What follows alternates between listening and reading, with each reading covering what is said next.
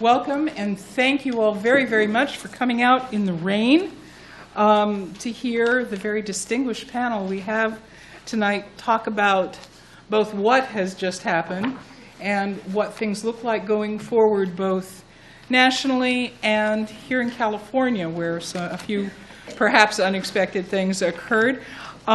You should all have a copy of our little program guide, and I will introduce the speakers momentarily. Before I do, I want to thank some people who have helped us out on this as co-sponsors. First, the Institute of Governmental Studies for being one of our co-sponsors. The University Library, my colleague Tom Leonard, who is somewhere here. Thank you, Tom. And the Journalism School, obviously. The Media Studies Program, and our interim dean and former dean, Professor Tom Goldstein. And last but not least, the Berkeley Political Review. You will, Hin, who is the editor-in-chief, is passing out 3x5 cards so that as you have questions as we go along, he will come, just wave your card, he will come by and collect them. My notion is to leave as much time as we possibly can make for questions from you folks, because that's why the panel is here. So let me quickly just introduce them so you can match the faces and the names. They're all too distinguished to be believed on the far left. Not necessarily politically. Professor Bruce Cain, late of UC Berkeley Department of Political Science, now of Stanford University, or at least starting in the summer of 2013, where he will be signing on as the faculty director at the Bill Lane Center for the Study of the American West. I hope I have all of that correctly, and is currently working on a book about all the big stuff, like electoral colleges and how we vote and voter suppression, all the sort of underlying questions I hope we can get to tonight. Did I say that right, Bruce? That works. It works? Okay. And next to Bruce, Professor Lisa Garcia-Bedolla, here did I finally get it right, of our Department of Education and the Poli-Sci Department here at Berkeley. She wears two hats, a specialist in studying both Latino politics and something we want to talk a lot about tonight, which is get out the vote methodology. One of the new strains of political science is studying, perhaps as the Obama campaign did, exactly what techniques work to persuade voters. So we'll have a chance to ask Lisa about that. The prize for coming the longest distance belongs to, no, the prize for coming the longest distance belongs to Ron Elving, but before I get to Ron, the prize for coming the hardest distance belongs to Professor David Kennedy of Stanford University, who bravely put up with 2 hours of impossible traffic in the rain. David is a professor, a very distinguished professor of history, and of course you probably know a Pulitzer Prize-winning author, and I'm going to screw up the name of his book, so I will simply not say it. Fear and... David, Fear and... Freedom from Fear. Freedom from Fear, studying the U.S. in the period between the Depression and the Second World War. Sitting next to, the current faculty director of the Bill Lane Center for the Study of the American West. Next to Professor Kennedy, Ron Elving, senior Washington editor at National Public Radio. You probably know his voice better than you know his name. The world's living expert on minutia of Congress and elections. And most important, an alum of the Berkeley Graduate School of Journalism. And next to Ron, Michelle Quinn, an alumna of the UC Berkeley Graduate School of Journalism, and now of Politico Pro, which is the very expensive part of Politico that you have to pay for, and covering politics and technology from Silicon Valley. So thank you all for turning up on a very rainy night.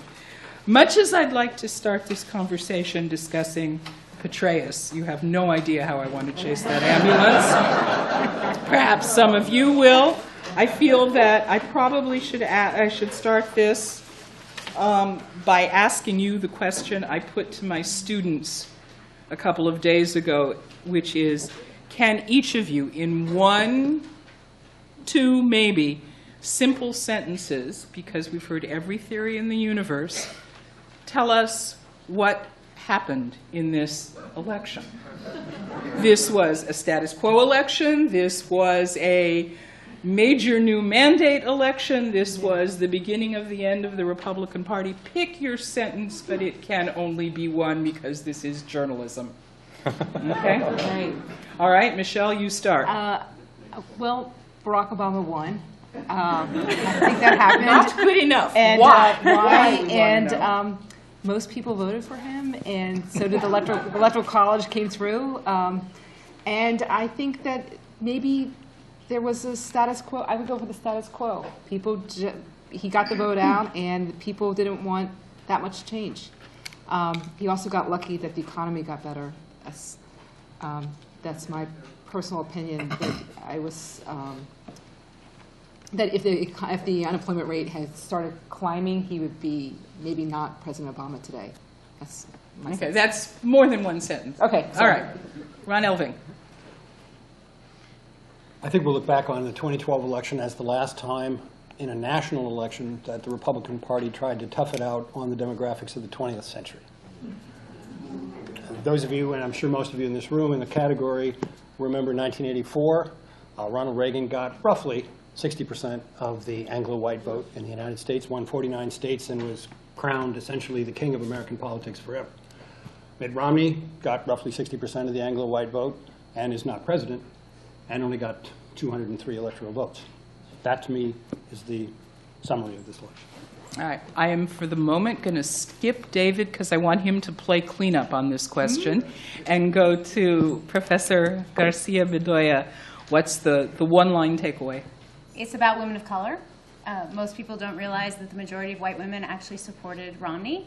And because not only women of color turn out at a higher rate than men of color, for lots of reasons, which we can talk about, and the fact that the gap in their support for Obama was so overwhelming, they're the ones that put him over the top. All right. Bruce Cain? Well, I agree with everything else, but my contribution will be that the fear of outside money and voter suppression did not, in the end, make the difference that some people either feared or hoped for. Okay. And Professor Kennedy, from the viewpoint of a historian, will this be regarded as any kind of watershed whatsoever, or is this just an ordinary election? And the last one was historic for different kinds of reasons. Well, I have a question for you. Do historians and/or cleanup hitters get more than 2 sentences? Yes, yes, absolutely. Especially people who have to drive. Since everybody else did. So you take off. Well, my two sentences would be, demography is political destiny, echoing what Ron said. And my second sentence is quite simply, the digital age is now. And now I'm going to dilate a little bit. Interestingly, in the long drive up here from Palo Alto this afternoon, we heard a report on the radio that the Obama campaign outspent the Romney campaign by a factor of 10 on politicking through social media. And it was something like 45 million to 4 million, roughly, round numbers. And I think that goes both to the demographic and the digital implications of what I said a moment ago. So let me just sketch a kind of a very brief satellite level view of the intersection of media and political behavior in the last century. And I'm going to report to you an observed phenomenon, but I'm not quite sure what to make of it, so we'll leave that to people on the panel who know more about these things than I. But there seems to be a cycle of about a 10-year interval between the introduction and mass adaptation of cutting-edge technologies of mass communication and the moment when somebody figures out how to make really effective use of it. So just think it through for a minute. The radio comes on board essentially 1920, give or take a year. Calvin Coolidge used it, Warren G. Harding used it, Herbert Hoover used it, but the first person to really make significant political use of the radio as a political tool was Franklin Roosevelt, roughly a decade, 12-year interval there. Television begins to enter American households roughly 1950.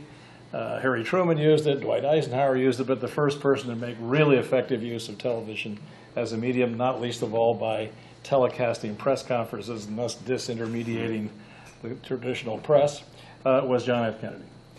The internet comes available in the 90s, the first person to really make effective use of it. Howard Dean a little bit maybe, but essentially it's Barack Obama in 2008. And then maybe the time scale is collapsing a bit as we approach the present. Social media began to be out there in the digital world a few years ago, and Obama apparently used it extremely effectively in this election to take advantage of that demographic difference between the electorate he was appealing to and the legacy electorate that Romney tried to mobilize. But as Ron has correctly pointed out, there aren't enough of them, or us, anymore. So that's my 2 sentences. All right. No, that's a pretty good. good 2 sentences, and it tees it up nicely for Michelle, sitting in the heart of Silicon Valley, the quietest group of potential political lobbyists with lots of money, or seemingly so. Is that right? Would you agree with David? And B, where was Silicon Valley in this election? Great questions. I'm not so sure. I mean, I guess I want to combine David and Lisa's answers a little bit and get out the vote.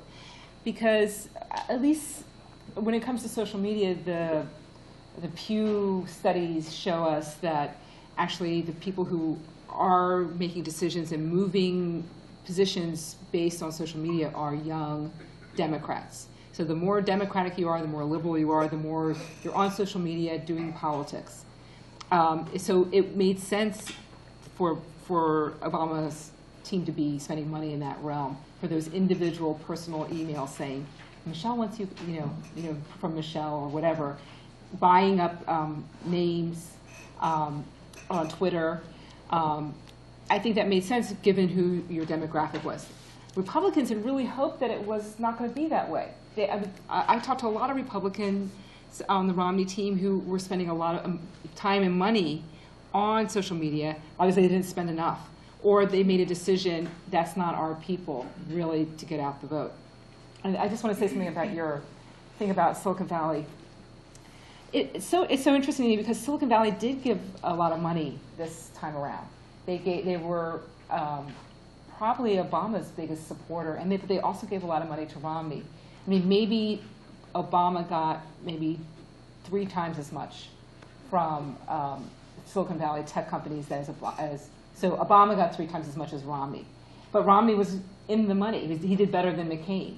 So, and yet it didn't quite make sense because really Romney should have been the tech industry's guy. He said he wanted everything that they wanted, all the things they wanted. He was going to be easygoing on antitrust. He was going to be, let them bring back taxes.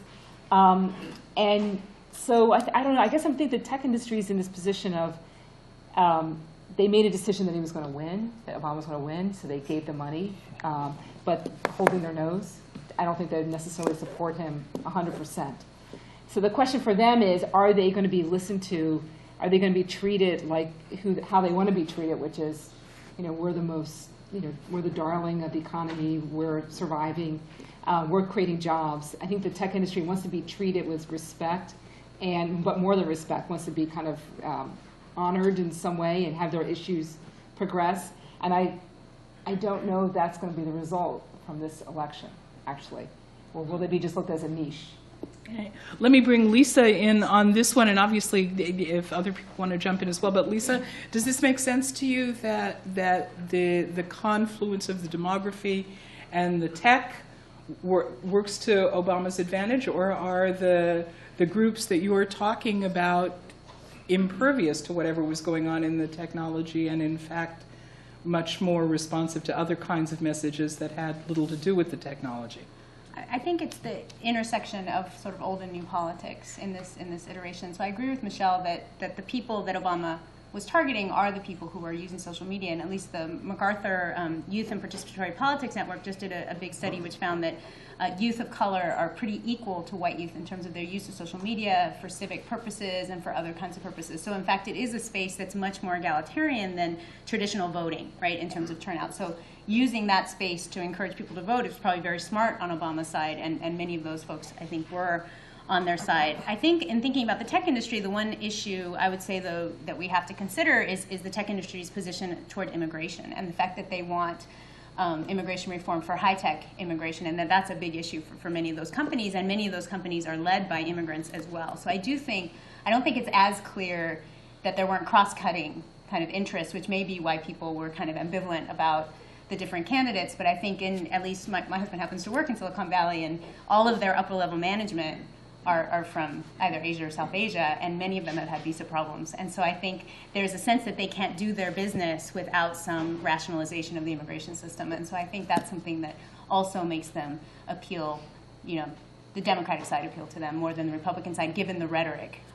But the last thing in terms of that, and I think the rhetoric, part of what made social media work, I think, is not just what Obama was doing, but what was going on with other people in terms of getting out information about different kinds of campaigns, voter suppression. And so the places, ironically, Florida had pretty significant attempts at voter suppression this year.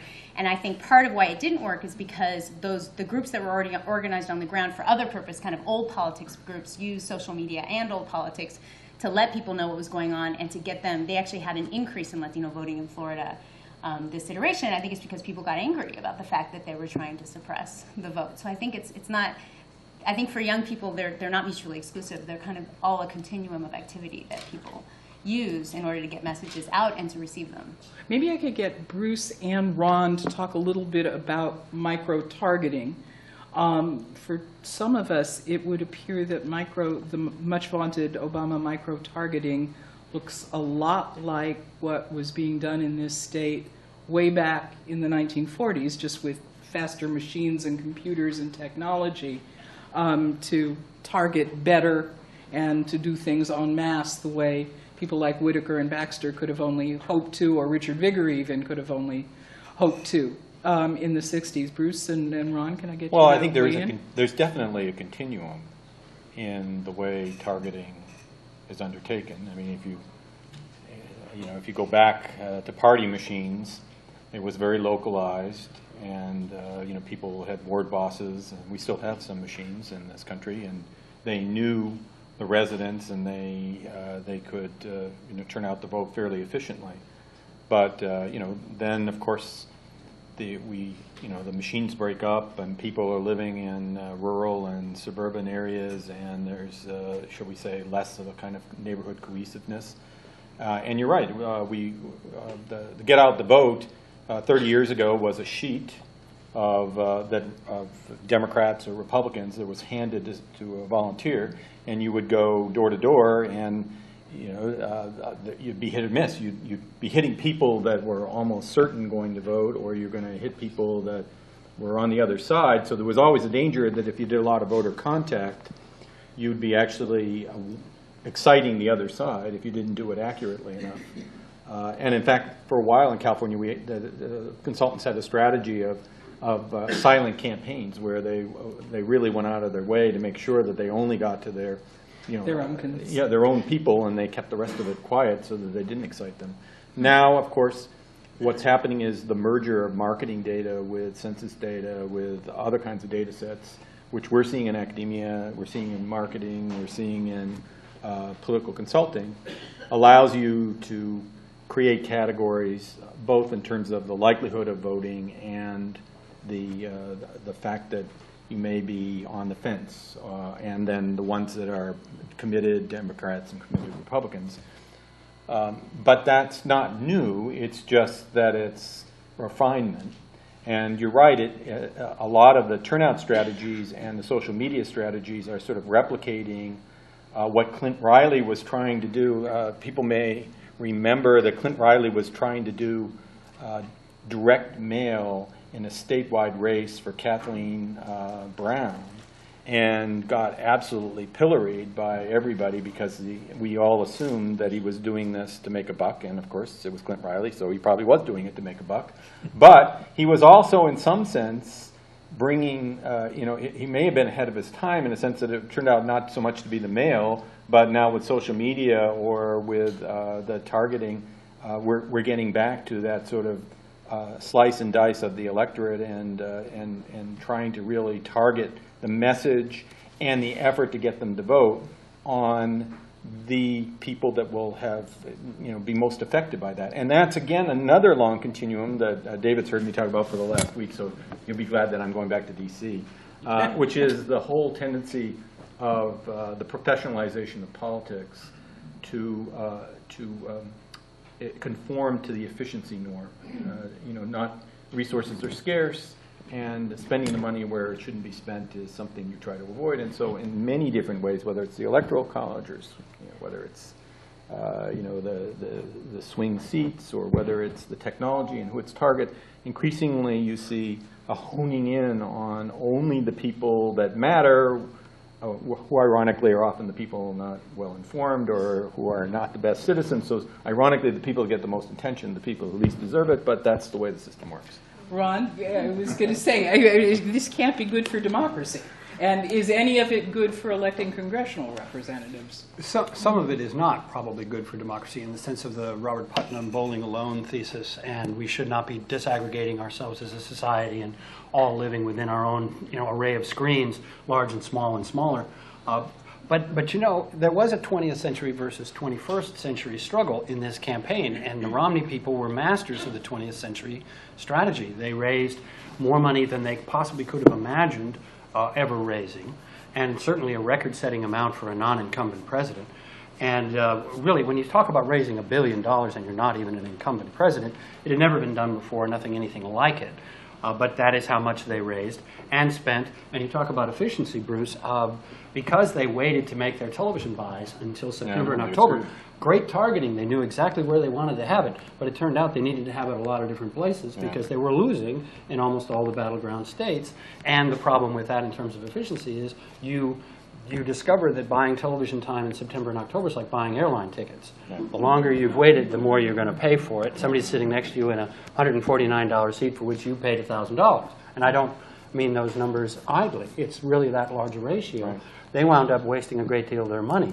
Meanwhile, over on the 21st century side, in terms of identifying folks, the people who devised the engines that drove the software that identified people and matched them up with people to go after them were people who had made their bones working for Google and working for another company called Facebook.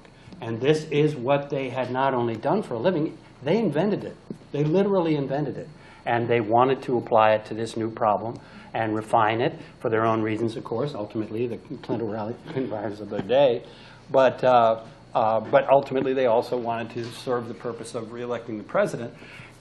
And let me just give you a personal example of how this comes down, because it isn't all cyberspace by any means. In the end, what it comes down to is mobilizing enormous numbers of people to do something very well targeted and efficient. For example, one of the editors at NPR is a man named Robert Garcia. He's about my age. He lives by himself in a nice apartment building in Northern Virginia, in Arlington, and they have a doorman. They're in a very strict policy for letting anybody in. No solicitors, no politics, nothing. You can't get in that building to do any of those things. That's one of the reasons he likes to live there, be left alone. One day he gets a doorbell, or rather a knock on his door, at his door in his apartment. He opens the door. It's a Sunday morning, about 10, 11 o'clock in the morning. And there is a young Latina who looks at him and says, "I'd like to speak to Robert Garcia." And he says, "Well, I'm Mr. Garcia." And she says, "I'd like to find out whether or not there's anything that you need before Election Day, which is coming up next Tuesday. Do you need any information? Do you need a ride to the polls? Is there anything we can do for you?" Et cetera, et cetera, et cetera. And after they'd had a nice conversation, and he had said, I assume you're with one of the campaigns." She says, "Yes, I'm supporting the president." And then he said, "By the way, could I ask you one more question? How did you get in the building?" And she smiled and shrugged and said, "I live here."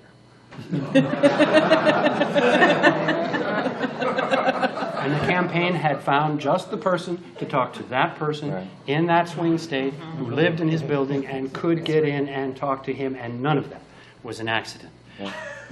Is there anybody beside me in this audience or on this panel who finds that whole thing just a little creepy?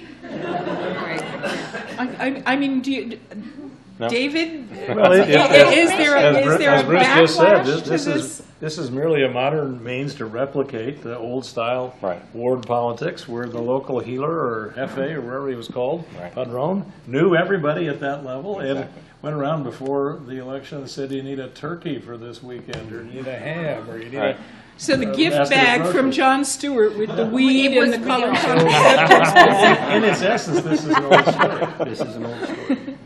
But then I think you're right. Obama's camp got some blowback from people who felt it was a little too creepy. You know, they got like, well, you know, it almost felt like, we know that you went to visit this movie website, so now instead of going to movies, maybe you write the check. It was a little too targeted sometimes, and there was some pushback on that. But I think the story is that this election, the nerds won. I mean, maybe the academics on the end. I mean, in the sense that they built these models. They didn't just use the public information, right? But organizations like Catalyst are building what they call progressivity models, which is basically identifying progressive voters by doing, basically, you know, figuring out what their characteristics are and then doing a backwards regression and attaching those characteristics to other people so that those are the people that you're targeting. And then you have Nate Silver. You know, Many of us worship at the shrine of Nate Silver. But I think speaking to it is old school. It's what politicians have been doing for a long time, but at a whole other level of academic enhancement and precision. Yes, that's really impressive. Just momentarily to your question of whether or not a congressperson could do this, whether or not it could be used in congressional races, I think if it's done by the campaign for President Obama, it probably doesn't seem nearly as creepy as it would if it was your local congressman who was doing it. I mean, I don't know how many of you feel very strongly and positively about your congresspersons. Perhaps you all do. But my guess is that when people start getting this kind of contact from all other levels of politician, it's going to be a lot less welcome. As long as you've mentioned Congress, let's just quickly sort of discuss the numbers and the surprises. And I mean, we used to call this coattails. Did Obama have some coattails in some places like North Dakota and Montana, and Indiana perhaps was an accident. Missouri was certainly an accident. But are there places where people who turned out for the president ended up voting Democratic who might not have otherwise voted Democratic? Is there any evidence of that? Well, they say it's better to be lucky than good. It's certainly preferable to be both. A year ago, I don't know of anyone who didn't think the Republicans were going to take control of the Senate in this election, whatever happened in the presidential election, because there were 33 seats on the ballot. The Democrats were defending 23 of them. They had 6 or 7 retirements. A lot of them were in states that could be called red or near red. They had some troubled incumbents. They had a lot of real weakness in the lineup, and they wound up gaining 2 seats. I think people are going to be looking back on this one forever and asking, how did that team win? It just doesn't make any sense. It's really hard to find any kind of an analogy or a precedent for such an extraordinary performance, except to say that in a couple, 3 states with close races, I would say Montana and certainly North Dakota, possibly to some degree Wisconsin, although that's something of a separate story. The president's success was replicated almost to the percentage point by the Senate candidate. And had Romney been a much more successful candidate, or had, as Michelle said, the economy soured in the last several months, and noticeably even worse than it's been, it's entirely possible those states would have all gone Republican. And I think it's very likely that they would have. Certainly Indiana would have, had Richard Murdoch not been the nominee rather than Lugar.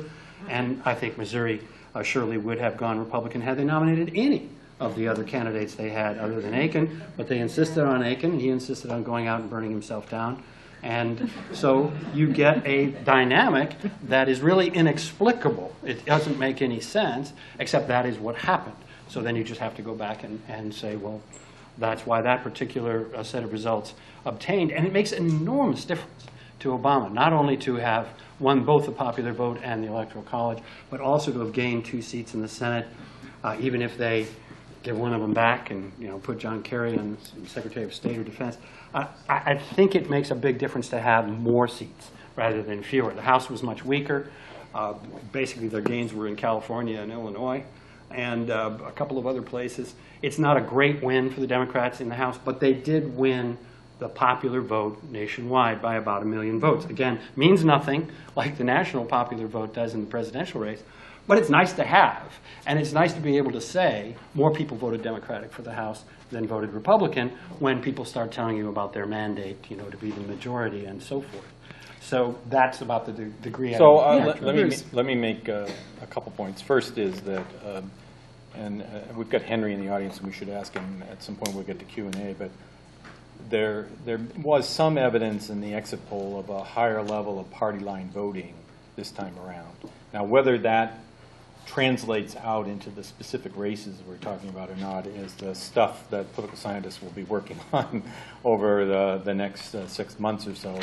There's a lot of data that people can sort through, but there's a possibility that party line voting was up higher. Secondly, don't forget the turnout effect. We know the turnout effects matter, and if indeed, you know, the turnout was skewed up for Latinos, for African Americans, for more than the expectation, that would of course help as well. Now, of course, there's just related to this on Congress, we have to realize that we've gone back to the kind of congressional election we had, you know, prior to prior to 2006. I mean, we basically had wave elections for the last 3 elections. The waves were going in different directions, but we had wave elections. This was not a wave election. This is back to what we were seeing in the early part of the 2000 decade, where it's just a small number of incremental seats. Yeah, incremental change. So it's kind of hard to read, you know. It's one thing to read the 2010 as a mandate. It's harder to see a swing of 7 seats or whatever it is in the end as big. Now, there is, by the way, a big, lively discussion going on in the political science blogs, which I'm sure only Henry and I read, or maybe Lisa. But it's fascinating because people are spending a lot of time asking the following question. To what extent should the Democrats have gotten more congressional seats if the redistricting had not been controlled by, I think it's like 9 states. Only political scientists I understand ask that, question. I understand that, and we do it at weird hours when we could be watching TV or doing lots of interesting things. But you did mention that nerds won, so here we are. We're celebrating. Thank you very much. And you know, the interesting thing is that. Not that this surprises me because it replicates some stuff that I've done before, but it is now nationally true that when you look at it, there is something out of effect. That is the 9 states that were controlled by the Republicans. There are various kinds of methodologies. I will not bore you with the methodologies they use, but they sort of predict that the Democrats did a little bit less systematically in all 9 states than you might expect by various kinds of techniques, and the effects are still moderate to slight. What is becoming very clear, though, is that, and this is something I've been harping on in California, but now it's true nationally as well, is the inefficiency of the Democratic distribution. In other words, the Democrats are so heavily and densely compacted in urban areas that even the most fair-minded redistricting by the court or by redistricting commissions is going to end up creating seats that are won by the Democrats 75-25, 80-20, or sometimes, God, I think there were some precincts in Philadelphia I read that actually Romney got 0 votes, but okay. Yeah, I mean, yeah, exactly. So I think, you know, the built-in are some disadvantages for the Democrats. It's not all that it was created by the redistricting. And I could go into it in detail, and I won't, but there are also some advantages because when you draw districts on the basis of people and not voters, one of the things that these people are finding is that in heavily Hispanic states, the biases are relatively minor, and that's because you have offsetting biases. That, yes, they're concentrated, but there's a smaller number of voters in those areas. Except Texas. No, actually, Texas is true. No, I'm saying just because their districting plan was so awful. Oh, yes, it was awful, but there was the bias. You know, the bias was estimated to be small. Yeah, inside baseball. One state. Well, we are playing baseball. Ron wants in on inside baseball. One state to illustrate Bruce's point, I think, pretty well is Pennsylvania, where the Democrats won the vote for the House statewide, 2.7 to 2.6 million. Nonetheless, despite the Democrats winning more votes for the House, The Republicans got 13 of the 18 seats. 13 out of 18, despite the fact that statewide, they lost. Bruce, can I ask you to bring what you just said back home here to California? Sure. Because we now have citizen redistricting. Right. And that was supposed to bring everybody to the center, make the two parties more competitive, lead to more balanced legislative chambers and so on. Instead, we get super majorities of Democrats in both houses. Right. So can we connect those dots? Is there a connection between citizen redistricting and those big Democratic majorities? Well, now, there's a loaded question. I mean, the honest answer is that the Republicans got caught by surprise because of the demographic change. You had an enormous amount of Latino growth that moved eastward. And so the normal expectation is that if the population moves eastward, that it therefore will be more Republican. But when you actually look at it, that a lot of that growth was Latino, and it's protected under the Voting Rights Act. And so what you're now starting to see is a reversal of the conventional wisdom inside the Republican Party, where the wisdom was that the Voting Rights Act was a political tool for the Republicans because you could pack Democrats and get an advantage. And of course that makes sense when we were talking about the urban densities in these areas. If you, in addition to having dense concentrations, you can draw even denser ones because of the Voting Rights Act, then you can really pack it in. But it turns out that a lot of that movement out into the Republican areas they didn't anticipate, and then combined with the Voting Rights Act, you had an enormous amount of displacement out in the Inland Valley and the Riverside, East Los Angeles areas that pushed out a lot of Republicans. And so you see, ironically, none of the Democrats really ended up having serious races. I mean, McNerney, people were worried about, but he ended up winning fairly comfortably. Lois Capps, we hardly ever talked about Lois Capps. She has, by all the statistics, she should have had an absolutely tight race, and yet she won that most of the tight races that we were looking at were the Lundgren race, the Bilbray race, the Bona Mac race, which wasn't even on our radar screen, to be honest, right from the start. So, I think if you look at it, what happens is you don't have strict proportionality when you have a district-based system. I know I'm going to get nerdy. You're going to cut me off. You're going to cut me off. But let me just say it, okay? Because it's an important point. You can't expect, as a party starts to get to 55, 56, 57% of the vote, the S-shaped curve starts to separate from the proportionality line. And that's the way the system's supposed to operate. It's supposed to exaggerate the seat total. If you want to go to a pure PR system, we can fix that. But that's what you would expect in an S-shaped representation. Yeah, Lisa. Well, I just want to add that the increased turnout in the Inland Empire wasn't just demographics. You've had concerted organizing by a number of different cooperatives and coalitions to actually get that vote mobilized, and so it worked. And where it didn't work, there was a seat they should have gotten in the East San Gabriel Valley. Oh, yeah. And they didn't get it because the Latino mobilization, under the top two rules, they took that first round for granted, and then they ended up losing the seat. Yeah. With the bad candidate. I mean, this is probably as good a time as any to quickly talk about voter suppression and then move on to what does the next couple of years look like at the national level, and what does it look like in California under, we haven't even talked about Prop 30 yet. I want to leave plenty of time for questions from the audience, and in fact, if you have questions, why don't you start writing them out, and Hin will begin picking up your cards and bringing them so that I can ask them.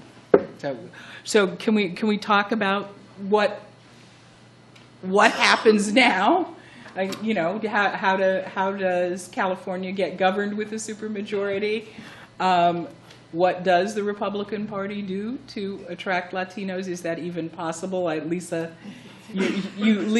very wonderfully came to my class and said, if they can't do it in California, transform themselves to a moderate party, how on earth will they be able to do it nationally?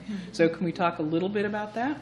You want to start there? Yeah, go ahead. It relates to voter suppression in the sense that there's been a lot of discussion since the election about how comprehensive immigration reform is going to be the magic bullet both for the Democrats and the Republicans in terms of solidifying the Latino vote. And I think it's important to point out that while immigration policy is important to Latinos, it's never one of the top 3 issues, or very rarely in polls. What immigration has become is this, what I would call a gateway issue. It really is telling us what the candidates think about us, what the parties think about us. And so it's not just the policies that the Republicans have been following, it's also the language that they've used to describe those policies and the ways in which they racialize a particular population, even if you're native born.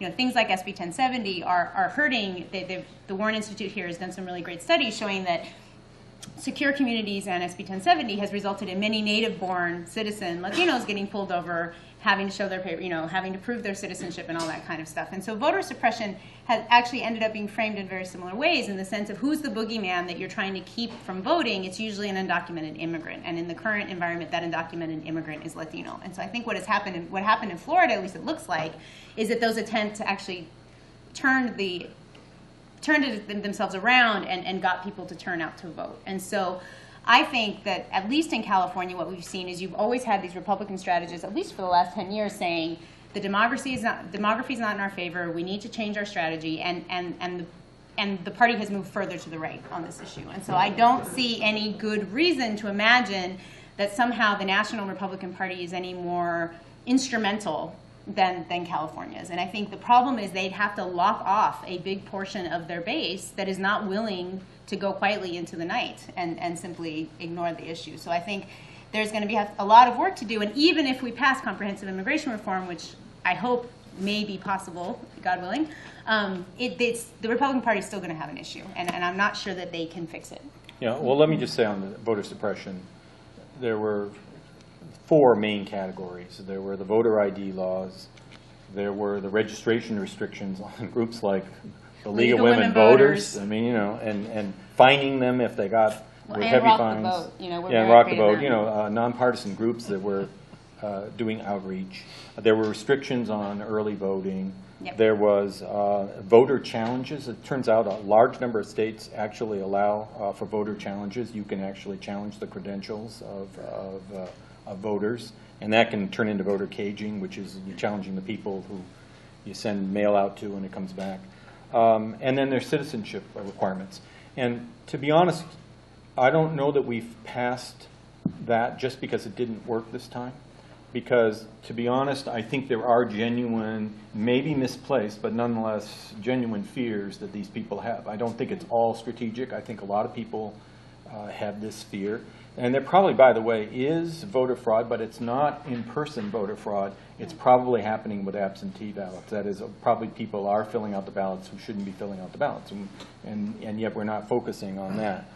Remember one thing, and I'll finish, and that is that a lot of these laws were either stopped by, there were 14, I think, states in which the laws were either stopped by a governor or stopped by courts. Paused, that's right, and some of them will continue. And if you're interested in this, the best website with all this information is the Brennan Center website. They have a number of really good studies with good descriptive statistics, and they can really give you the overview of, in a timely way, of what's going on in terms of voter suppression. But just to give a sense of the racialized nature of the laws, like in Florida, where the League of Women Voters was also the problem, on the Sunday before Election Day, in 2008, a third of African American voters and 25% of Latino voters cast their ballots in church. They had Vote for Your Soul movement. Right. One of the days that the state of Florida removed from early voting in this iteration was that Sunday before Election Day, explicitly. And they ended up having to bring it back. But it's explicitly trying to keep certain people from the polls. And I think that... and trying to keep the churches out of the involvement. Right. There is a measure that would be tremendously clarifying with respect to voter registration and voter suppression. And it would also contribute to clarification in the immigration debate or the policy, and that's a national ID card. Yeah. But culturally, we just don't like it. There's no structural or institutional impediment to it. It's just a psychological barrier. We don't want to carry that thing around.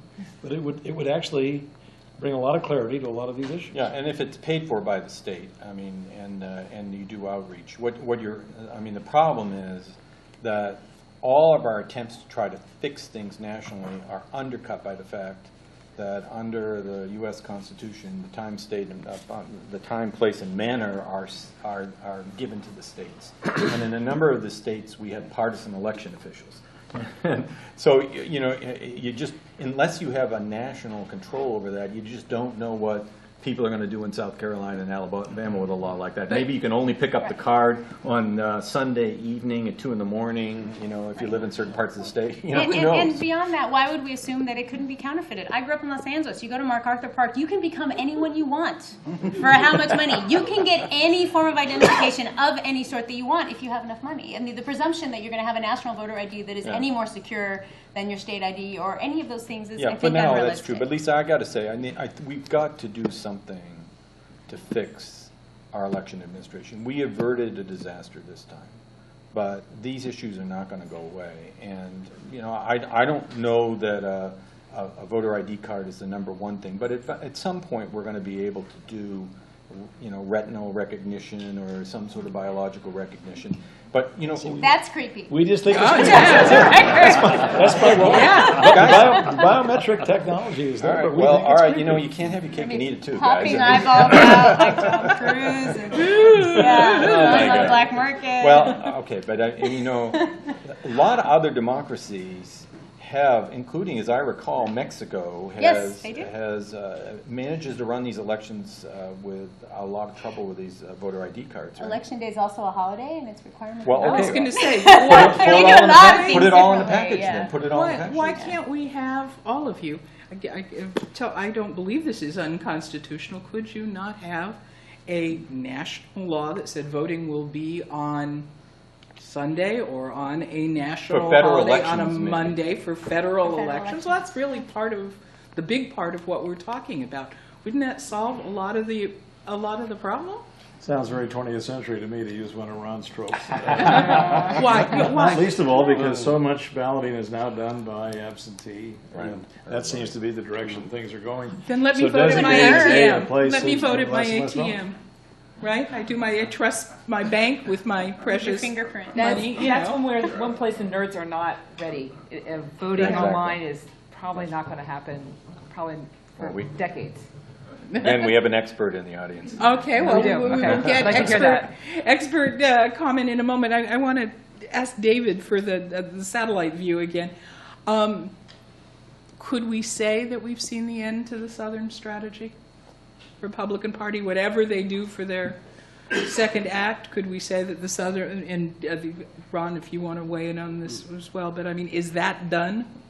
Well, though it was denied for quite a while, I do believe there was such a thing as a Southern strategy, and I think it's still at least vestigially with us. It was heavily racialized in its original incarnation, but there's another element in this that, to my mind at least, is understudied, although maybe I'm just not up to date. But there's a phenomenon that historians and others, demographers, call the replacement South. That much of the growth of the Southern population, its growth in the Electoral College and House of Representatives and so on, is due to extraordinarily higher than national average growth, especially in the Southeast, South Atlantic states. And that region and the American West have been the two fastest growing regions for a long time. And a lot of that growth in the South is actually the result of northern migration into the South. Right. That's less easily characterizable as attaching itself to ancient Southern racial prejudices. So there's more at work in this than just the racial explanation of a Southern strategy. But nonetheless, taking all that into account, it's true that in presidential elections, at least, the South has been a consistently safe place for the Republican Party since the 1960s. So there it is. So did we see any cracks in that this time? That's what I'm asking you. The big one that may come into play, not least of all because of the Latino vote, is Texas. And how about Georgia? If Texas, well, It'll be a while. Texas, It'll be even longer than is Texas. so weighty in the system, it's the second biggest state, that if it becomes reliable for the Democrats, I think the Republicans have to reinvent themselves from the ground up. Ron and Mich, I don't know if you want to weigh in on I was that, just but I've going got to say Arizona in 2016 is a possibility in some people's minds. Texas 2020, and that Reince Priebus, the RNC chairman, the Republican National Committee chairman, said to us at NPR when he was there and on the record, he saw Texas as competitive for the Democrats in the presidential election in 2020, surely 2024, and by the time you get to 2024, I think you do throw in Georgia. So yes, they need to nominate I'm just throwing this name out, although I'm not the only one. They need to have a Marco Rubio or someone else who fulfills the imagination. He will not fulfill, trust me. There are a few things that he fulfills in terms of not offending people. I understand, and the David Rivera connection is the first one that comes to mind, and Mr. Rivera was defeated, and that's going to come back and blow back. And all right, there are a lot of problems with Marco Rubio, but right now in Washington, he is the flavor of the month. And a survey of Republican consultants and pundits and all the people on the right done after this election as to whom they should nominate in 2016, 27% went for Jeb Bush. Okay, predictable, fine, we get that. He was not the #1 candidate. 40% went for Marco Rubio. First term Susana senator. He was third. Martinez. I don't understand why no one mentions. Anyway. Oh, yeah, we'll get to the 2016 bench in a second. I want to ask Michelle and Ron in particular about what one of our members of the audience calls the Republican entertainment political complex, i.e. Fox News and right-wing radio. Does that change, right? Does that piece of You mean, are you a strategy? Does Fox News become less a going proposition? Does Rush Limbaugh get sort of quietly trucked somewhere because because that just doesn't work anymore? Oh, Rush Limbaugh is coming to NPR. Did I not tell you that? You heard it here first. That'll be the proverbial snowy day in hell. Well, I mean, I don't know about the Republican strategy, but it's hard to imagine those audiences. I guess the question is the elite of the Republican Party may wish that to happen, but that there's still this ground of audience that really resonates with those publications. And that's one thing I just want to come back to Marco Rubio and the Republicans. When it comes to immigration reform, the tech industry, at least my understanding has been, they don't really care about comprehensive, but they really want the workers they want. And the Republican Party has consistently come up with ways of separating that from comprehensive. So Rubio has a bill that was passed, and people want to separate that from comprehensive immigration reform. I wonder if that's going to change. I was just thinking when people were talking where the Republicans were like, let's just not get into comprehensive reform. Let's really just give it targeted what the tech industry wants. Now, given the election results, I wonder if that tune will change. Like, let's try to, Republicans will come up more with, let's solve this, which may disappoint the tech industry with that one of its strategic bill. We haven't talked really at all about California, and I want to give a few minutes to Prop 30 and just the California ethos, and then I want to talk a little bit about foreign policy, and particularly foreign policy as it relates to the West. So let's start first with a quick rundown on California and who's got a good Prop 30 rap. Are we once again leading the nation in deciding that perhaps we need to raise revenue, or are we just catching up to what some other states have already been through in a much more draconian sort of way? And does anybody think a two-thirds majority in the Assembly, particularly, means that the Democrats are going to do something in this state quite radical, like, repeal a couple of I'm going rotten to defer to pieces Bruce of and others legislation? on this, but I will say, just to put it out there, that I heard a very good public finance economist at Stanford say just yesterday that there will never, the Prop 30 will never yield $6 billion in revenue. That those estimates are grossly too high. Well, and whatever it yields, I mean, it's a patch, really, because it basically takes two taxes that we already have and it extends it for a temporary period of time in order to patch a structural problem that has to be addressed. And there are two problems with the patch as a long-term solution. One is that they're pro-cyclical taxes, and which has really caused enormous problems for us ever since Prop 13, because it means we have much more variable revenue, and we're trying to maintain levels of services, and under state law you can't run deficits and And so it's very hard to run the government and run the state, the local governments, when the revenue stream gets increasingly volatile. We've known about this for 15 or 20 years. The second problem that it doesn't address is the narrowing of the tax base. The loss through internet sales, the loss through the fact that the economy has shifted and continues to shift in the direction of services, and we don't tax services. The one attempt we had to sort of think about this, which was the Schwarzenegger's tax commission that looked at a value-added tax. It would just look too scary to people. They didn't understand it. But there has to be some sort of comprehensive discussion about tax reform in this state, because right now what we want out of services, we don't have the revenue base for it. And this worked because he held hostage the two most popular parts of the state budget, which is K through 12 and higher education. And public safety. And public safety, okay. But we know from polling that those are popular elements. So when you threaten that, that's the Washington Monument strategy. You can only do that so often, right? Mm-hmm. And after a while, people are going to turn that down. So Henry and I were talking about that on the way over. I think they've got a little bit of a respite. They've got this 2/3 majority.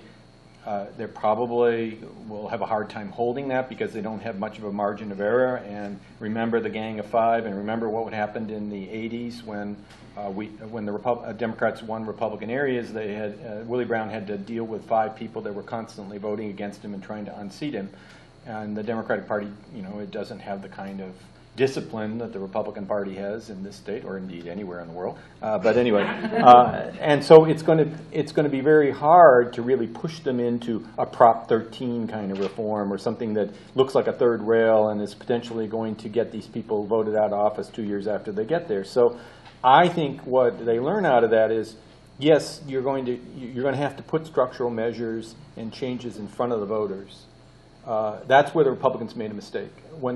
It was one thing to say no to the taxes. It was another thing to say, no, voters can't decide. We're going to decide for them. And I think that if they use it constructively, they will try to find some answers to these larger structural issues and put it before the voters and hope that they can make the case. But don't throw away my Democrats in disarray folder just yet. Probably not. Okay. Right. In fact, I would get it out. Michelle, I have a question here from the audience about how important is either the Silicon Valley vote or the Silicon Valley funding. Of all of the groups that contribute money and loudly get their day in the sun, it feels like, as an outsider, Silicon Valley never actually gets heard. Are they getting something quietly done that we don't know about?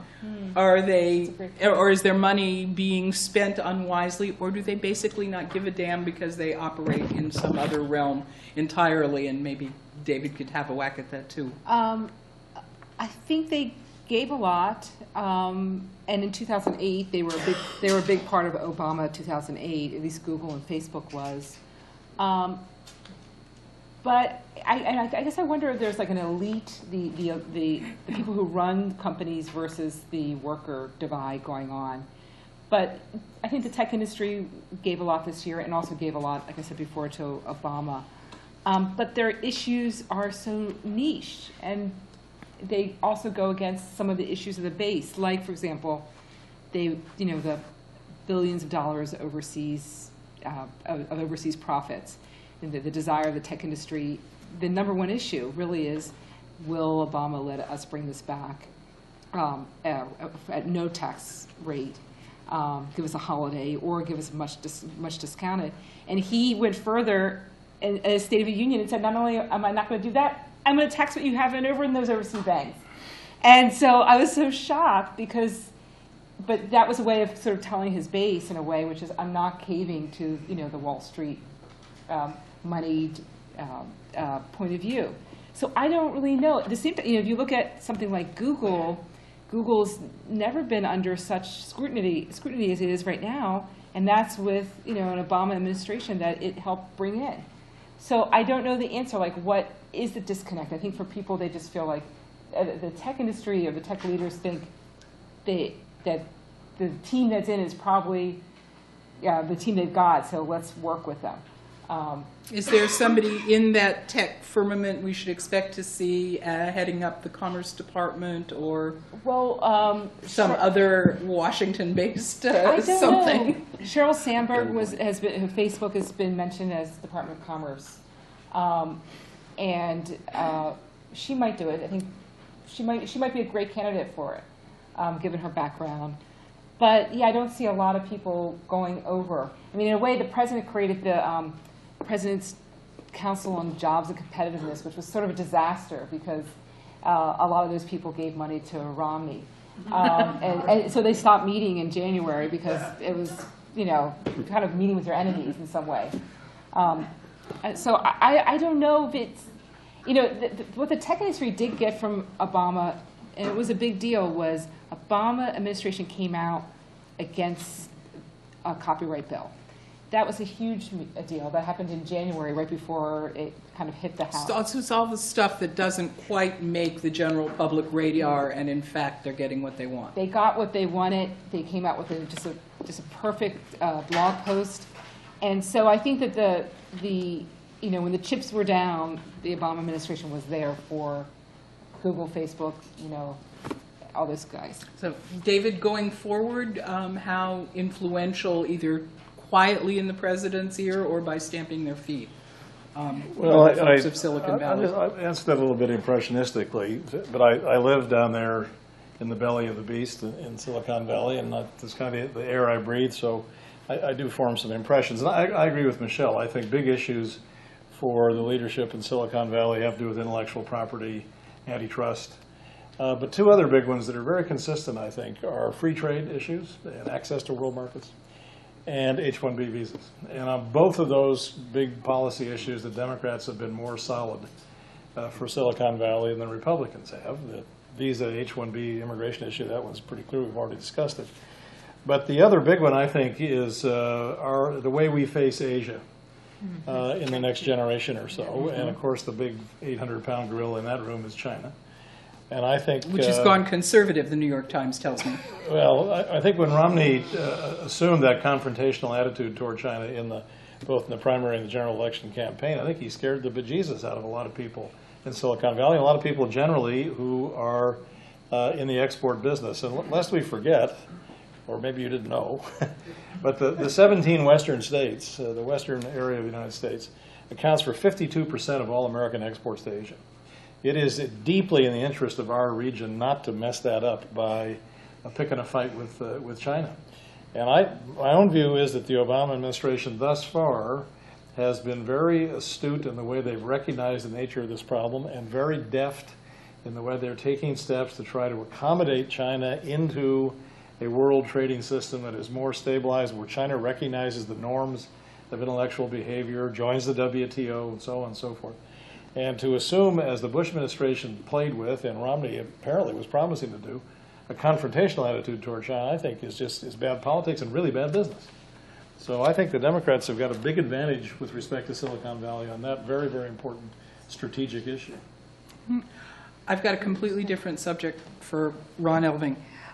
It's from one of our audience members. How useful are the presidential debates? Should they be continued? Should they be formatted differently? I mean, this is a question that political science debates forever, and journalism usually debates it in the opposite direction. So what's the view here? Too many journalists make fun of the debates, I think, and put them down and act as though they're not substantive enough. I think the debates, in some respects, if I were the Republican Party, I would be asking myself, did we have too many debates in the primaries last year because of what they did to the whole shape of their contest, and then what they did to the shape in which their nominee entered the fall.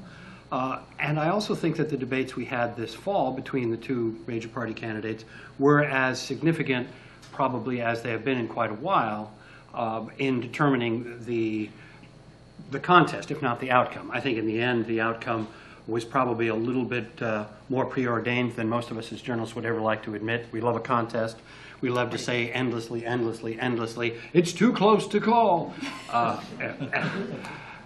then, of course, we proceed to try every way we possibly can to call it. But this is just one of the built-in elements of the way we do media, of course, too, because we're trying to get eyeballs and we're trying to get attention from people. And so we do all those things. But with respect to this year's debates, I don't think there's any question but that in September, Barack Obama was walking, not running, but walking away with the election. There was no question. He was ahead everywhere. There was no doubting it was not too close to call. As of October 3rd, we did one of our NPR polls. The debate between, we have a Republican pollster and a Democratic pollster worked this out together. They had a little bit of a debate over the model and how many Democrats to have in it, et cetera, et cetera. But basically it was embarrassing because the president was so far ahead that it looked like promotion. So we had to do everything we could to kind of restrain the coverage of it. And Romney's still in striking distance, that sort of thing. That night, after that poll ran, we had the first debate. The president had the same problem that every president has had who has debated his opponent, and to some degree Richard Nixon as vice president in 1960 had. You get out on the stage with somebody who has never been close to the White House as an occupant, and suddenly you are brought from being the leader of the free world to being just another political candidate alongside another guy who is really eager to let you have it. It did not seem the president was ready to deal with that. It seemed that Romney was extremely ready to deal with that.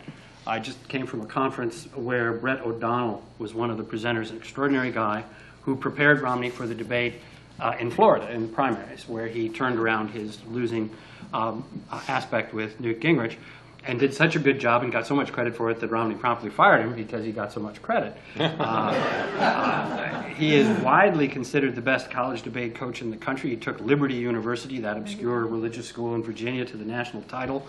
He's an extraordinary guy, very Republican, advised Michelle Bachmann, for example, and yet very interesting on the question of the significance of debates and how they have become, to some degree, the most substantive exchange we get between the candidates on something of an equal basis. They are the alternative to endless television ads, and I suppose you've all seen the number, but in this year, in this federal election, we exceeded 1 million television and radio broadcast ads. And you live in California, so you were spared most of We them. didn't see any of them. Yeah, I was going to say. Well, that leads me to the next set of questions, again from the audience. One about reform of the Electoral College, and one about the Australian ballot. So, Bruce, this is sort of your wheelhouse, but David, you may have thoughts about these as well. What's the reform of the Australian ballot? Not the reform of the Australian ballot, but going to the Australian ballot. Mandatory voting. You mean mandatory voting? Yeah, well, they get I think roughly 90% electoral participation Yeah, rate. Brazil, too. But if I understand it correctly, the fine, the penalty for not voting is $10. So it's not It may also be instant runoff voting they're talking about, the alternative vote in Australia. Oh, A system not entirely popular in the city of Oakland, but it depends, which candidate you are. But Bruce, I mean, is there any, well, let's start with the academics- Electoral College. I mean, if the Republicans had lost the Electoral College and won the popular vote, then we would be having a serious discussion about getting rid of the Electoral College because the shoe would have been on the other foot. But the shoe didn't turn out on the other foot, and I've seen several Republican commentaries that suggest that they still believe that the Electoral College favors the Republican side, and small states, for reasons of just not wanting to lose leverage and be ignored, are going to resist it no matter what. And given, I mean, this gets to a deeper problem. Sandy Levinson, who is a constitutional law scholar at the University of Texas, has two, I would call them almost scathing books, or at least scathing looks at our constitutional system. And it's not simply the Electoral College. There are all kinds of bizarre features of our system that need an overhaul, need another look. And, White guys in wigs. well, yeah, we call that. Well, okay, or lifetime appointment of Supreme Court, how long it takes before we inaugurate. I mean, you could go on and on. There's a whole bunch of things that if you sat down and you were starting from scratch, you wouldn't do it that way. But the problem that you have is that we made it very hard to change the Constitution by requiring supermajority votes at the congressional level and at the state level, and just in general, the politics of constitutional reform at both the national and the state level have become more complex because groups that get advantages out of the system are more adept at mobilizing against it. So state constitutional reform has basically died off since the mid-60s. So the bottom line is that because we can't do constitutional reform, we rely on the courts, or we rely on sort of extra constitutional means to sort of make the adjustment. And it's allowed us to limp by, but we are just flirting with disaster. Whether we're talking about allowing the states to control the electoral system or the Electoral College or any of these things, or what, or whether we have any kind of provision for if the election, if the storm had wiped out 3 states, would we be able to postpone the election? We haven't got any plan for that. Lots of people are discussing whatever happens if there's a terrorist attack and they take out all the Congress and they take out the executive branch. What do we do at that point? All these things that you might think about in the modern world, we can't really address because of the stickiness of the constitutional system, and it's very frustrating to people that want to make reform. So basically the answer is we wait until the disaster and then we adapt around it. Add a word about the Electoral College. This is in the boring category of historical perspective.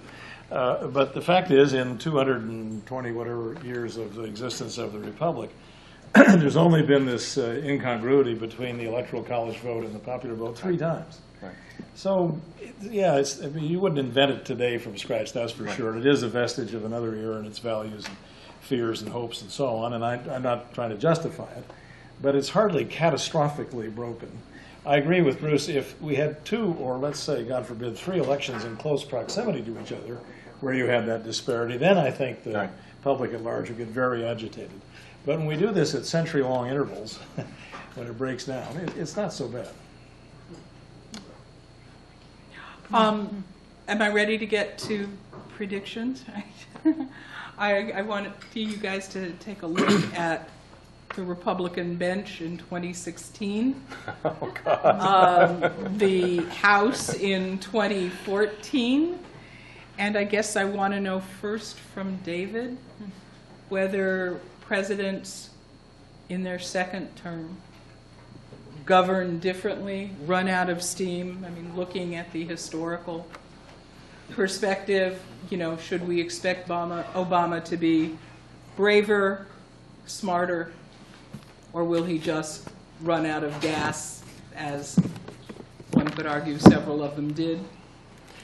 Well, has history already cooked whatever it's going to say about it? Sometimes if you actually look at the historical record of second presidential terms, I'm reminded of the famous remark of George Bernard Shaw about second marriages, that they represent the triumph of hope over experience. Because the documentable record of second terms is really not very inspiring. I believe, off the top of my head, I think there are 12 presidents, elected presidents, who ran for re-election in the 20th century since William McKinley. 8 were re-elected, again testifying to the power of incumbency. 4 were not elected. The 4 who did not succeed were Taft and Hoover and Jimmy Carter and Bush 41. But of the other 8, the remaining 8 who had second terms, if you just go through the record, it's not a pretty record. I mean, Woodrow Wilson takes us into war that he promised the campaign not to, and then he fails to get the Treaty of Versailles ratified, and then he has a stroke and he's out of commission. Franklin Roosevelt opens his second term. Hardly his fault he had a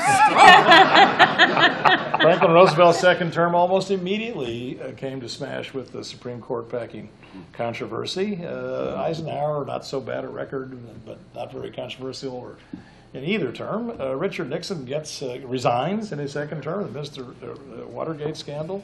Ronald Reagan hits the Iran-Contra scandal. Bill Clinton is impeached. Wait a minute, I thought he ended the Cold War, Ronald Reagan. He just has better scriptwriters than the momentum was there before the second term, I believe. But that's a matter of controversy. We could argue that one. But just in general, at a quick glance at the historical record, second terms, it's pretty hard to make the case that they trump first terms in terms of achievement. And in fact, they seem to be the portals to a lot of embarrassment and disaster for a lot of individuals that have got there. So on that historical record, there's not a lot of ground to believe that Obama's second term is going to somehow be shiningly better than the first term. And I have to believe that his first term actually has some very creditable accomplishments. I say again what I said a moment ago, I think he's been very deft in his management of foreign policy on a lot of different fronts. And I would include military policy in that general rubric. And I do think that the Affordable Care Act and the Dodd-Frank Act are now likely to stand as pretty substantial legislative achievements and affect the shape of life in this society for quite a long time to come. I hope he addresses things like immigration reform and a comprehensive energy strategy, and we get the deficit issue solved. He'll probably have partial success in all of those big ticket items.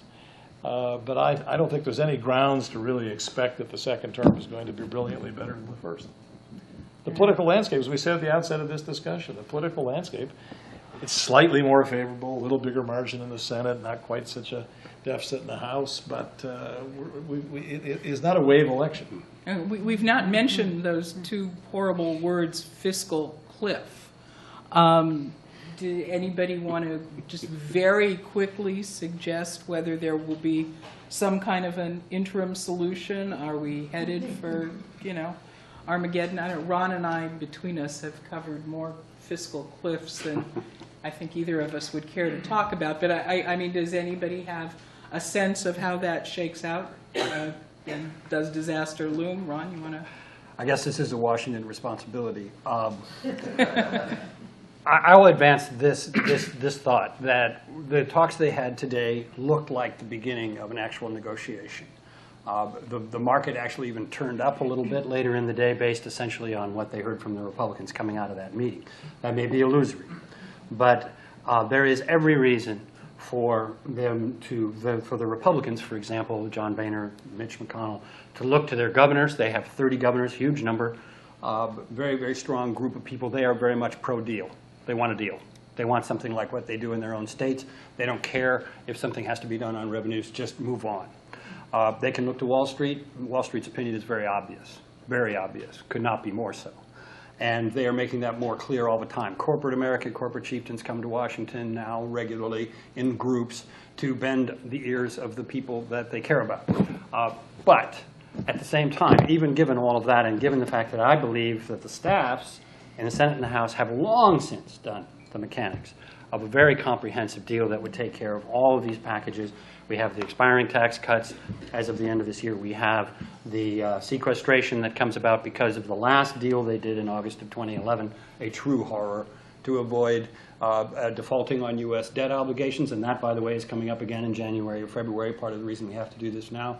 Even down to alternative minimum tax and paying the doctors and Medicare. All of that. It's all done. It's done. They've got the cuts in Medicare, we'll call them something else, of course, growth restraint and cost. And it's really done if the political will is there to do it on the part of the leaders. I believe that the four leaders are willing to do this. It's kind of a cliche in Washington that it was a terrible thing for Nancy Pelosi to stay as leader in the House because she's so divisive and the Republicans don't like her and she can't cut a deal. My guess is that Obama needs her to keep the Democrats on board for the deal that he is now doing with Boehner, and that as long as she stays with the president, which I believe she will, she can bring the House. The House is now majority women and minorities for the Democrats. Most of the people representing the United States of America in the United States House, if they're Democrats, are either women or minorities or both. That's a big change, and Nancy bespeaks that change, and she can bring those people with her. So in all of those senses, it's there if she can bring her people and if Boehner and Mitch McConnell can bring their people. Now, having just watched this election, you've seen the primaries, you see what's going on in the Republican Party, it is very scary for the average Republican to be asked to do something like break the no tax increase pledge, the Grover Norquist curse. This is a very scary thing to ask people to do. It will take a lot of courage on the part of some fairly recently elected Republicans to get this done. And that, I think, is probably the question mark at this point, although there's a question mark on both sides. And that's the fiscal cliff. Well done. All right, predictions down the line for 2016. The narrow bench on each side, Republican and Democratic, and then the final nominees in 2016. Oh, come on. Yeah. She's so tough. I tell you. Yeah, go ahead, Brucey. Oh, jeez. Well, all right, so I think it's Hillary on the Democratic side. I think she's stepping down and taking a well-deserved rest for a few months, and And then moving to Iowa. and then moving to Iowa, exactly. Okay, and Susan Rice goes to state, or Yeah, Kerry goes to I state? think that the press conference was pretty revealing that Obama Is pissed. really feels this is outrageous. And as far as we can tell on the facts, it is outrageous. There isn't, she was simply reporting what she had been told to say. I mean, the only thing they have is that one of the guests that came before had suggested differently from Iraq. But, you know, I just don't think there's much of a case there. And I think you kind of wonder whether McCain and Graham were standing up maybe for the candidacy of Kerry, who was their old buddy. You know, whether it's the So they were Ganger on brothers purpose, getting they back were there. Yeah, you sideways kind of, twisting That's this what so I'm that- wondering about this, because I just don't get it otherwise. It makes no sense. Okay, so Hillary and who for the Republicans? Or the short list, at least? Yeah, well, you know, that's a lot harder to say. You know, and I certainly don't want to say Senator Rubio and get Lisa all upset. You can say whatever you want. But yeah, I know. But to be honest, obviously Paul Ryan is in the mix. And Really? I think so. Yeah, I think he's in the mix. I'm sorry. That's a side bet, Cain. That's a Well, side okay. bet. Let's take Christie. I mean, somebody like Christie. He's that- 12. No. Oh, well, I say mean, what you okay, want. but I'm Sorry. saying that, you know, okay, you're back to, I mean, this is really a ridiculous discussion, but anyway. This is a press discussion. Yeah, I'm sorry, but I mean, you know, there are solid people like Portman, right? But the problem has always been that the solid people don't get anywhere in this primary process. And then there are the, you know, the people that could flame out just by saying something outrageous or ridiculous, and that would be Christie, who obviously has gotten a big bounce out of this, and maybe the most sensible, even if outrageous, and sometimes, you know, of those people. But it's not clear that a guy that looks like Taft can get elected in the Can't. modern era. No, he can't. Taft couldn't get reelected. Anybody in media will tell you he can't. Okay, well, so I've said as much as I planned to say on the record. Thank you. Lisa? I agree about Hillary if she decides to run. I think it's going to be pretty difficult to beat her. On the Republican side, I think it depends on. I think what this election showed was the ideological fissure within the party, and so how that fissure gets resolved within the party is going to determine who the candidate is. If the more moderate side wins, sort of the more focusing on being fiscally conservative and getting further away from the social conservative issues, I think Jeb Bush, Mitch Daniels, like those would be guys on that side. I would bet a lot of money that there is no way possible that a Latino would either be number one or number two on the Republican ticket. I find it very unlikely, despite all the love that Rubio might be feeling at the moment. I think the person they should be loving is Susana Martinez, because she's just a much better candidate than he So is. she's- And she's she's- Mexican. So she's who we should Rubio's be keeping Cuban. an eye I say on this is Cuban. regardless. That's an issue. Right? She's Yeah. who we should be keeping an eye on anyway, as a Yes. She was a possible VP. I mean, she's able to appear. She's able to appeal to a broad group of people. She's seen as much more moderate. People like her. I mean, she's just a less polarizing person than Rubio. And thinking about if you're going to select Rubio because of Florida, Cubans are only a third of the electorate in Florida right now. Puerto Ricans are 27%. That's going to flip probably in the next election. So it's not clear that even winning the Cuban vote will win you the Latino vote in Florida at this point. So I'm not sure if Rubio helps, even as a number two, Right. that much. David, are there any Californians in this mix? Not that I can think of at the moment. And I guess on the Democratic side, I guess I agree with the default conventional wisdom that Hillary's the name that comes first to everybody's lips. But let's not forget she tried and failed 4 years ago. I don't think she's invincible. I think there are a couple of Democratic governors that are probably thinking about this matter. Cuomo, and somebody we haven't heard much about yet, but I think we'll hear more, is John Hickenlooper in Colorado. I think the two Castro brothers from Texas are likely to ascend that level of consideration, maybe for the number two place on the Democratic ticket. Maybe 2016 is a little bit early for them, but they're certainly going to be in play at that national level. So that's just some random thoughts. On the Republican side, I'll leave that to my Republican friends. They're already here to speculate about that. We'll make Elwood. But I will say that Speculate. here's a prediction. And actually, it's something I predict with a little bit of hope that it actually happens.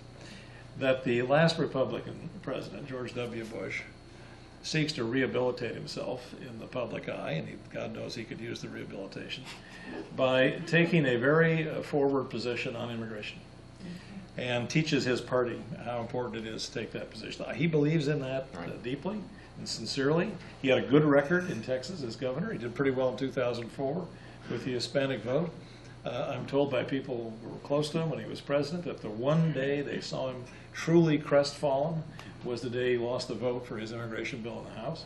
So I think it's something he deeply believes in. I think he could do a real public service and a service to his party if he leaned forward and took a public stance on that issue. And mainstream media would love that narrative. I agree with you on that. Elving? Yes, I think the Republicans beat a path to Jeb Bush's door, whether he has to even go out and be terribly ambitious about it or not. I mean, if he could get his brother to perform a service like that. And if George did that, he could detoxify the Bush name to a certain extent. I think that's true. I think that's true. All Certainly, in the family. at least among some independents, and certainly among many Hispanics. And he got 40% of the Hispanic vote, which is looking pretty good right now. And that would, to a large degree, make it possible for a Republican to win with that big white vote if they could hang on to even 40% of the Hispanic vote. So they have to do one of three things. They have to nominate a Hispanic, and they may have a problem with individuals because, apart from Susana Martinez, who I think is probably the best one, they're probably going to be more attracted to one of the guys, and it's going to be problematic. Then the other thing they could do would be to actually go ahead and pass the DREAM Act, which they could do in very short order, and then move on from there to comprehensive immigration reform, as you say. If they did those things, then maybe they could get away without putting somebody on the ticket, literally, in 2016. My guess is they'll go for the cheaper solution of just putting somebody on the ticket or acting as though they're going to. But I think Jeb Bush gets you where you can get without actually putting a Latino on the ticket, so that's why they'll do that. On the Democratic side, I think Hillary may hold off just a little while. This is not a popular view.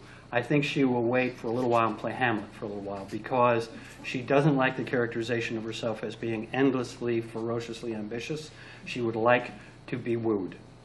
And of course, the party will line up and woo her like mad because they don't want a primary. They really don't want a primary. Part of the reason they won this year, a big part of the reason they won was because Obama did not have a primary. It's the best thing an elected president can have is no primary when he runs for re-election.